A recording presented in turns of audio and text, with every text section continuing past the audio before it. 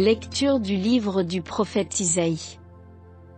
Consolez, consolez mon peuple, dit votre Dieu. Parlez au cœur de Jérusalem.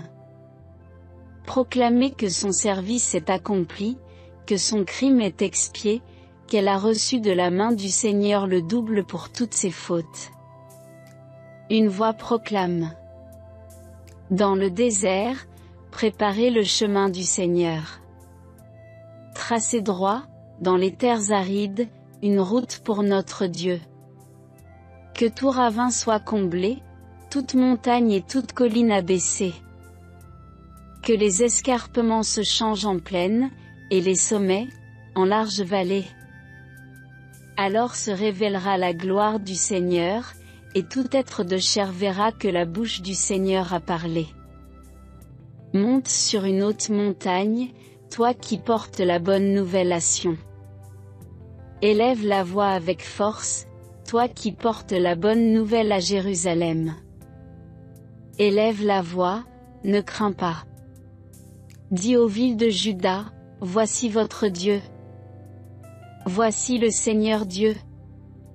Il vient avec puissance. Son bras lui soumet tout. Voici le fruit de son travail avec lui, et devant lui, son ouvrage.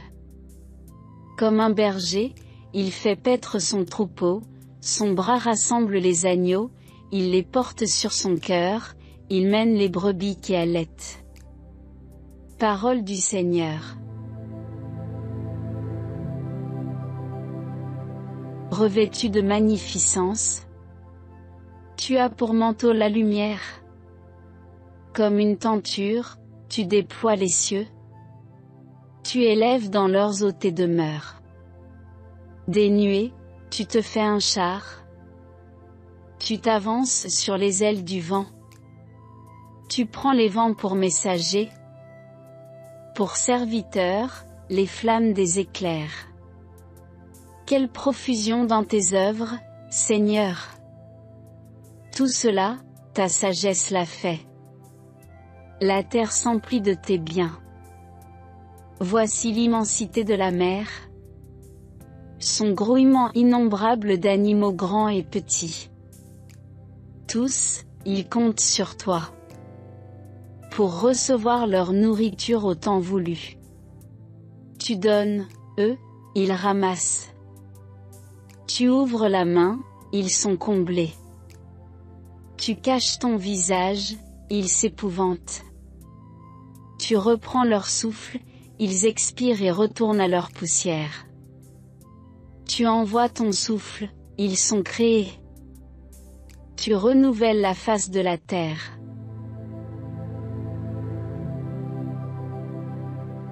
Lecture de la lettre de saint Paul apôtre à Tite.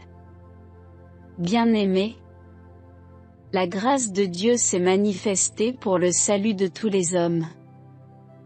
Elle nous apprend à renoncer à l'impiété et aux convoitises de ce monde, et à vivre dans le temps présent de manière raisonnable, avec justice et piété, attendant que se réalise la bienheureuse espérance, la manifestation de la gloire de notre grand Dieu et Sauveur, Jésus-Christ.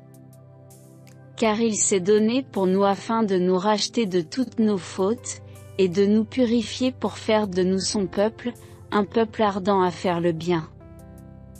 Lorsque Dieu, notre Sauveur, a manifesté sa bonté et son amour pour les hommes, il nous a sauvés, non pas à cause de la justice de nos propres actes, mais par sa miséricorde. Par le bain du baptême, il nous a fait renaître et nous a renouvelés dans l'Esprit Saint. Cet Esprit, Dieu l'a répandu sur nous en abondance, par Jésus-Christ notre Sauveur, afin que, rendus justes par sa grâce, nous devenions en espérance héritiers de la vie éternelle. Parole du Seigneur.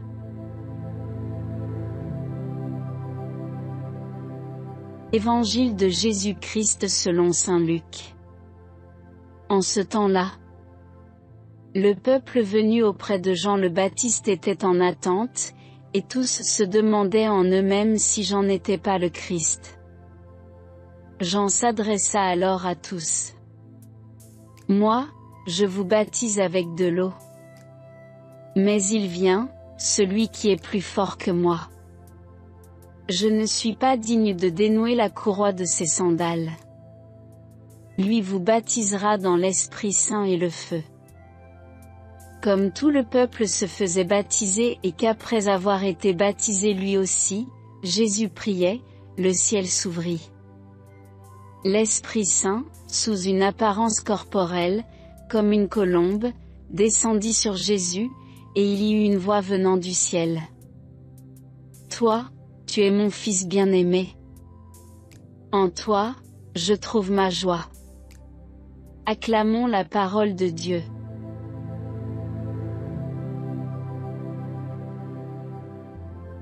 Frères et sœurs bien-aimés, aujourd'hui, l'Église nous donne de contempler un mystère fondamental de notre foi, le baptême de Jésus dans le Jourdain.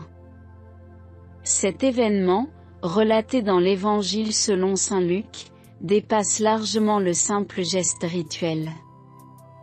Il ouvre une fenêtre sur l'identité profonde de Jésus, sur la nature de sa mission et sur la manière dont Dieu se révèle à nous. Il nous interpelle également sur notre propre vocation et sur ce que signifie, concrètement, être baptisé. Dans la première lecture, Isaïe proclame une parole de consolation. « Consolez, consolez mon peuple, dit votre Dieu. » Cette consolation divine s'adresse à un peuple exilé, abattu, dispersé. Elle annonce le retour à la terre promise, mais elle va bien au-delà. Isaïe trace une vision où le Seigneur lui-même vient restaurer son peuple, où il prend soin de ses brebis comme un berger plein de sollicitude. Ce Dieu qui console et qui guide, nous le reconnaissons en Jésus, dont le baptême dans le Jourdain est une manifestation publique. Il est celui qui accomplit les paroles du prophète en venant révéler un Dieu qui ne se contente pas de regarder de loin, mais qui descend au milieu de son peuple, partageant son histoire, ses blessures, ses espérances. L'Évangile de Luc nous montre Jésus qui s'avance parmi la foule, humblement, pour recevoir le baptême de Jean. Jean-Baptiste lui-même est conscient de l'incongruité de cette scène. Le Fils de Dieu, le Saint de Dieu, celui qui baptisera dans l'Esprit Saint et dans le feu, se met au rang des pécheurs. Pourtant, c'est précisément dans cet abaissement que se révèle la logique divine. Dieu n'impose pas son pouvoir, il s'abaisse, il prend la dernière place. Ce geste exprime toute la dynamique de l'incarnation. Jésus, qui est Dieu, ne craint pas de se mêler à notre humanité, de s'immerger dans nos fragilités. Au moment où Jésus sort de l'eau, le ciel s'ouvre. Ce détail n'est pas anodin. Depuis le péché d'Adam, le ciel semblait fermé, la communication entre Dieu et l'homme brisée. Mais en Jésus, le ciel s'ouvre à nouveau. Ce n'est pas seulement un phénomène extérieur, c'est une réalité spirituelle. Jésus, par son obéissance et son amour, rétablit cette communion entre le ciel et la terre. Le Père prend alors la parole, « Tu es mon Fils bien-aimé, en toi, je trouve ma joie. » Cette déclaration n'est pas seulement une affirmation de l'identité de Jésus, mais une révélation du cœur de Dieu. Elle exprime la relation intime et éternelle entre le Père et le Fils, une relation qui est l'essence même de l'amour. Dans ce moment unique, la Trinité entière se manifeste, le Père parle, le Fils est baptisé, et l'Esprit descend sous la forme d'une colombe. Ce mystère trinitaire éclaire notre propre baptême. Par ce sacrement, nous sommes plongés dans la vie même de la Trinité. Nous devenons, nous aussi, des fils et filles bien-aimés du Père. Le baptême n'est pas un simple rite d'entrée dans la communauté chrétienne, il est une transformation ontologique, une nouvelle naissance. Nous ne sommes plus seulement des créatures, nous sommes des enfants de Dieu, appelés à vivre en communion avec lui et avec nos frères. Saint Paul, dans la lettre à Tite, décrit cette grâce avec des mots pleins de profondeur. Dieu nous a sauvés par le bain de la nouvelle naissance et le renouvellement dans l'Esprit Saint. Ce salut, il ne l'a pas offert en raison de nos mérites, mais par pure miséricorde. Cela nous rappelle que le baptême est un don, un acte gratuit de Dieu. Mais ce don appelle une réponse, vivre selon la dignité de notre vocation baptismale, marcher dans la lumière du Christ, renoncer au péché et devenir des témoins de l'Évangile. Le baptême de Jésus nous invite aussi à réfléchir sur la mission. En descendant dans les eaux du Jourdain, Jésus anticipe sa mort et sa résurrection. Il préfigure le grand passage pascal par lequel il sauvera l'humanité. De même, notre baptême nous configure à cette dynamique pascale. Être baptisé, c'est accepter de mourir à soi-même, à l'égoïsme, pour renaître à une vie nouvelle, animée par l'Esprit. C'est entrer dans une mission, être des artisans de paix, des messagers d'espérance, des témoins de l'amour du Père. Enfin, le baptême de Jésus nous enseigne l'humilité. Lui, le Fils de Dieu, accepte de se mettre au rang des pécheurs.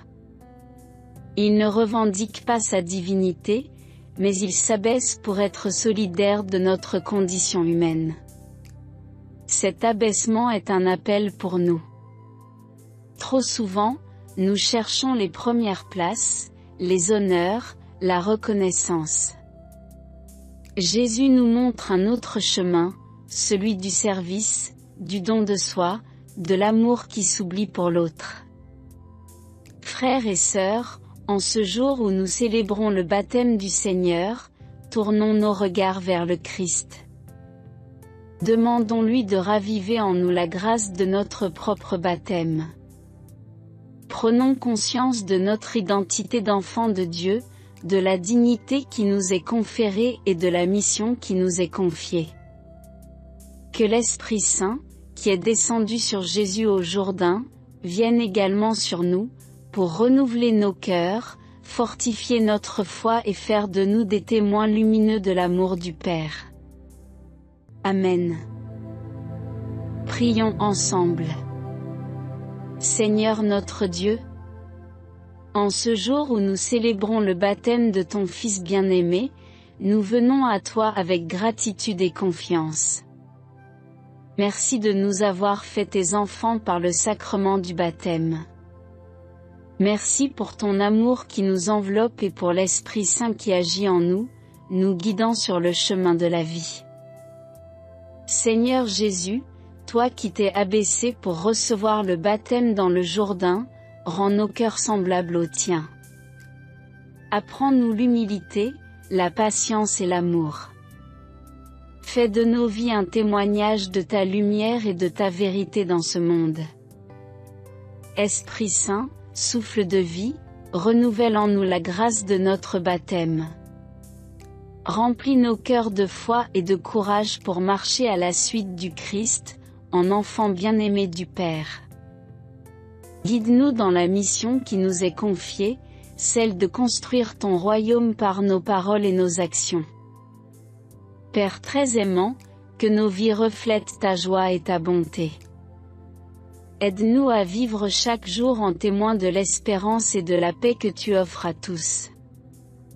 Nous te le demandons par Jésus-Christ, ton Fils, notre Seigneur, dans l'unité du Saint-Esprit, pour les siècles des siècles. Amen. Notre Père, qui es aux cieux, que ton nom soit sanctifié.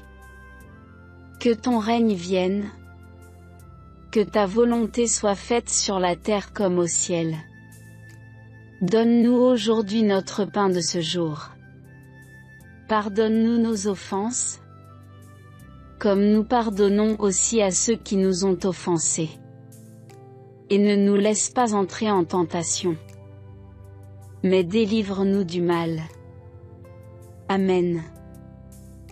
Je vous salue Marie, pleine de grâce.